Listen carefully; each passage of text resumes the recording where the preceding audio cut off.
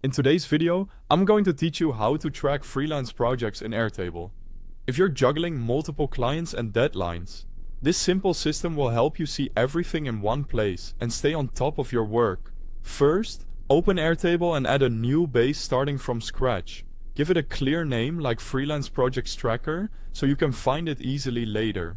Pick a color and an icon that make it instantly recognizable in your workspace. Small touches like that help you navigate faster. Next, set up two tables, one for clients and one for projects. In the clients table, add fields for client name, email or contact info, company if you want to track where they work, and a notes field for extra context. Use that notes field to capture preferences, meeting summaries, or anything you want to remember before your next call. Now switch to the projects table. Create fields for project name and client where client is a link to your clients table.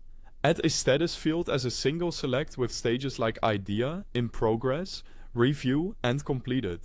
Include start date and due date so you can plan backward from your deadlines, a budget or fee field set to currency, and a notes field for scope details or deliverables. Make sure the client field truly links to the clients table. Once it's linked, you'll be able to click a client and see every project associated with them at a glance. That bidirectional view is incredibly helpful when you're planning your week or reviewing workload by client. Set up a few views to make the tracker visual. The default grid view is great for full details.